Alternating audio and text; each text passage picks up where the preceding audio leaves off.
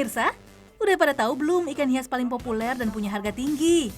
Ikannya merupakan penghuni asli hulu sungai Kapuas, Kalimantan Barat. Mumpung saya lagi di Pontianak, ikuti saya ke penangkarannya yuk.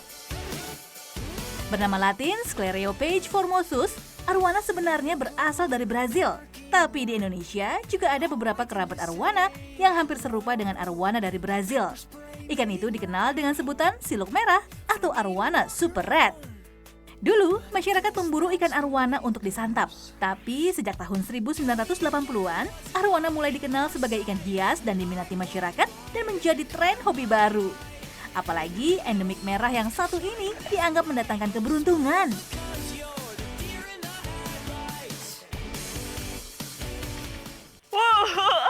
Wah, tinggi berarti ya Bang ya. Jadi ikan arwana ini termasuk ikan pelompat. Nah kalau kita lempar makanan ya, nah dia langsung ngambil makanannya sambil lompat. Nah tingginya bisa sampai 2 meteran ya. Karena dia karnivora, jadi dia makannya hewan-hewan. Kalau ada jangkrik di atas, dia ngambil ke atas. Lagi ya.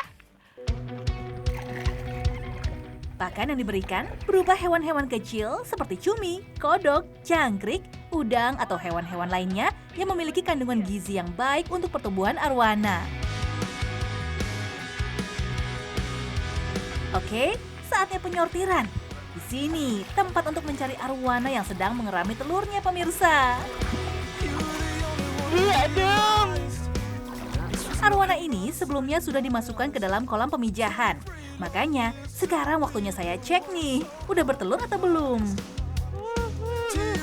Ini.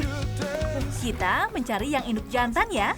Soalnya, yang mengerami anaknya itu adalah induk jantan. Setelah betina mengeluarkan telur, secara langsung akan diambil oleh si jantan untuk segera dierami. Yuk, pilih satu persatu ikannya.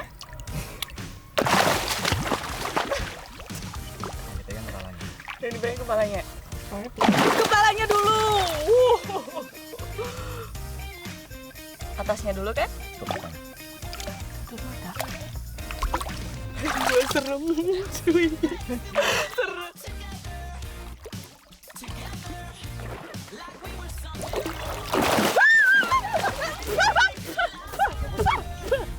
Bener ternyata lompatnya tinggi banget.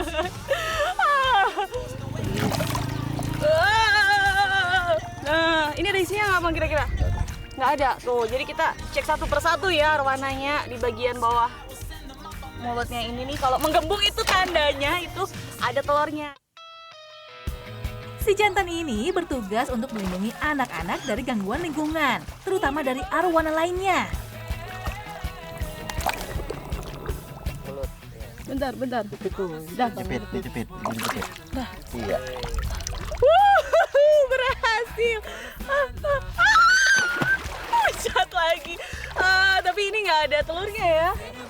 Aduh, lincah banget ya arwananya pemirsa. Dalam satu kolam ini bisa berisi 25 hingga 30-an indukan arwana pemirsa.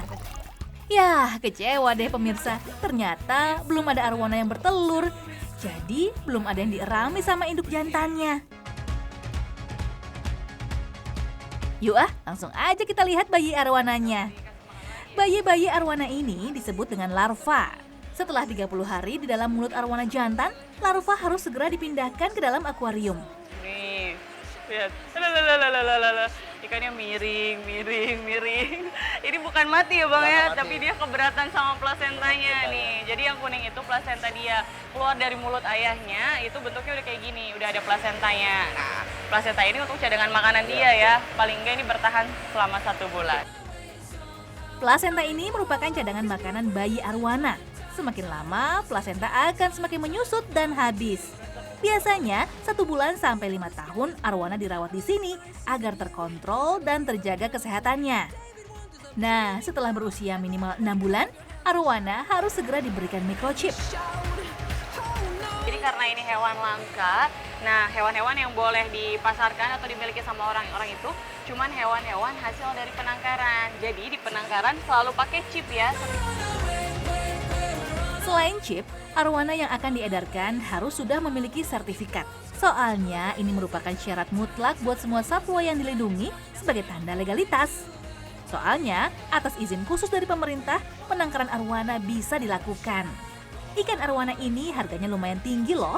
Harganya berkisar dari 4 juta hingga ratusan juta rupiah. Wah, saking populernya arwana ini sampai-sampai diekspor hingga ke negeri Cina, Jepang, Kanada, dan Thailand. Tampilan kemerahan yang dianggap membawa keberuntungan ini membuat arwana jadi ikan hias papan atas. Jadi pemirsa, nggak cuma manusia aja yang puasa nih. Arwana ini juga nih lagi puasa. Soalnya arwana ini udah siap dikirim. Nah, perutnya itu harus kosong biar nggak muntah. Kalau muntah bisa bikin dia mati. Aduh, mati kalau saya puasa kayaknya nggak kuat nih. Ini kita cari makan aja yuk. Mumpung di Pontianak, saatnya mencari camilan khas pengisi perut yang lapar. Di sini ada cai kue. Nah, sebelum makan, kita tengok dulu proses pembuatannya. Untuk bagian luar atau kulitnya, berbahan dasar dari tepung beras dan tapioka. Campurkan adonan dengan air panas. Kemudian aduk hingga merata. Aduk terus ya.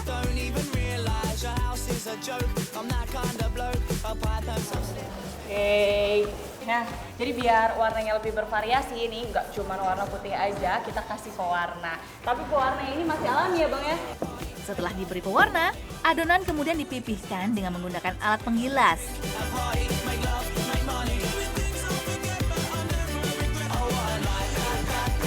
Oke, kalau ketebalannya sudah sesuai, langsung aja kita kasih isiannya.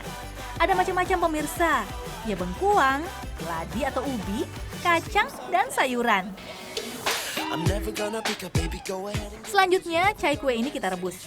Rebusan nggak perlu lama-lama, kurang lebih 10-15 menit saja. Sip, udah matang nih cai kuenya. Saatnya disantap.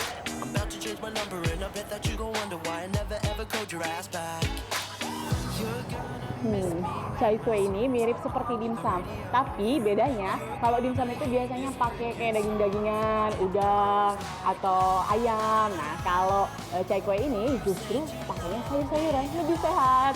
Mau? Putih Nurul, Aini Fadila, Pontianak, Kalimantan Barat.